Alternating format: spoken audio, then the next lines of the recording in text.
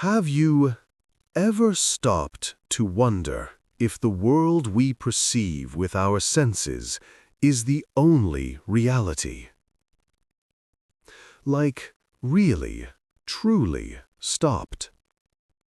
If so, you're in excellent company, because you're walking the intellectual path first paved by one of history's most fascinating thinkers, Plato. More than just a name you vaguely remember from philosophy class, Plato was a brilliant mind whose ideas still fundamentally shape how we think about knowledge, reality, and the good life. His philosophy is a profound and enduring quest for eternal truth, a search that transcends the messy, changing, and often disappointing nature of our everyday existence. At the heart of Plato's entire system is his groundbreaking theory of forms, or theory of ideas. This isn't just some abstract intellectual game. It's a radical proposal about the very structure of reality. Imagine looking at a beautiful sunset, a perfectly drawn circle, or an act of incredible bravery.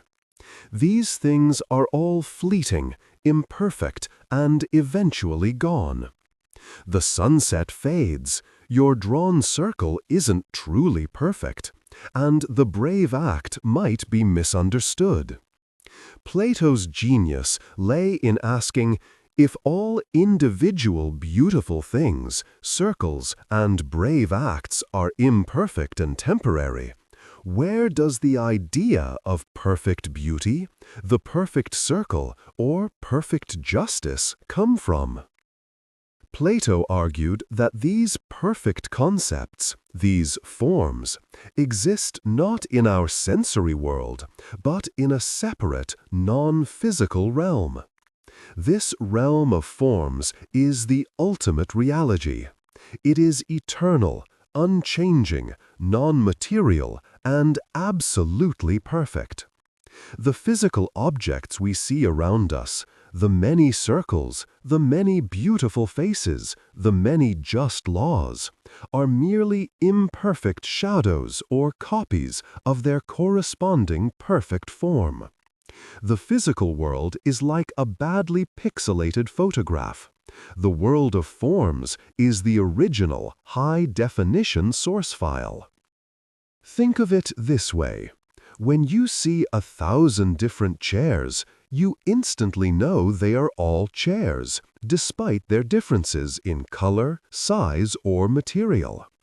You recognize the chairness in them. For Plato, that chairness is the form of the chair. It doesn't need glue, wood, or a physical location. It is the pure essence, the blueprint that makes all physical chairs chairs. The most important forms for Plato are concepts like the good, beauty, and justice. The form of the good is, in fact, the highest of all, illuminating the other forms just as the sun illuminates the physical objects of the world, allowing us to see them intellectually. The way Plato famously illustrated this separation of realms is through one of the most powerful allegories in Western thought, the allegory of the cave. Picture this. A group of prisoners has been chained in a cave since birth. They are facing a blank wall, unable to turn their heads. Behind them, a fire burns, and people walk back and forth carrying various objects. All the prisoners ever see are the shadows cast on the wall. For them, these shadows, the distorted, fleeting images, are the whole of reality. They name the shadows, discuss the shadows, and base their entire understanding of the world on these mere reflections. Then one prisoner is freed. He is dragged out, forced to look at the fire, which is painful, and then finally out of the cave and into the dazzling sunlight. At first, the sun's light, representing the form of the good, blinds him.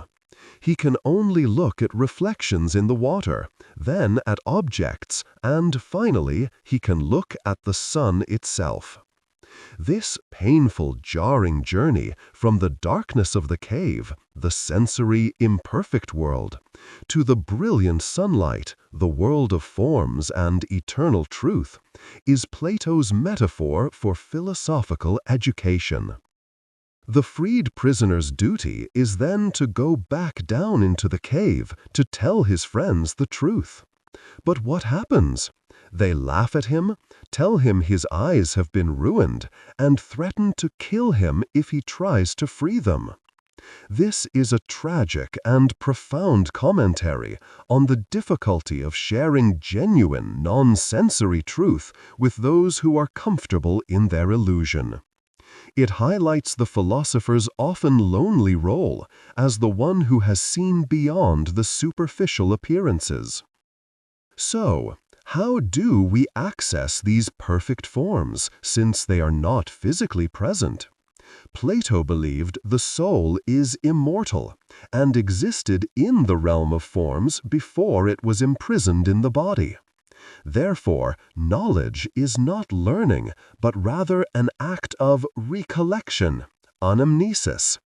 When we encounter beautiful, just, or circular things in this world, our souls are merely reminded of the perfect forms they once knew.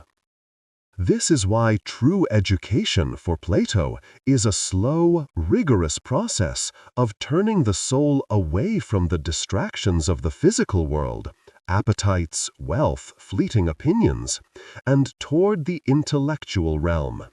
Through rigorous dialectical reasoning, a form of critical questioning and discussion, the philosopher aims to purify their understanding until they can grasp the forms directly, especially the form of the good, which is the ultimate source of reality, knowledge, and value. The search for eternal truth for Plato is ultimately the search for how to live well.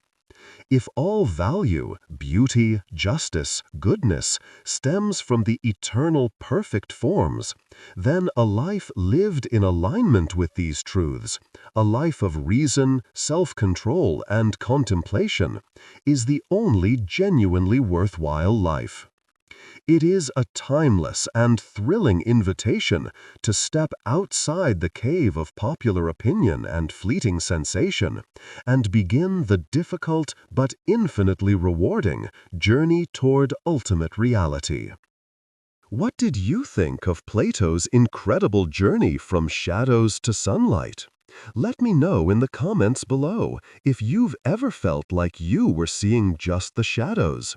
If this deep dive into the essence of reality resonated with you, hit that like button, subscribe for more intellectual adventures, and share this video with someone else who loves a good philosophical mind bend.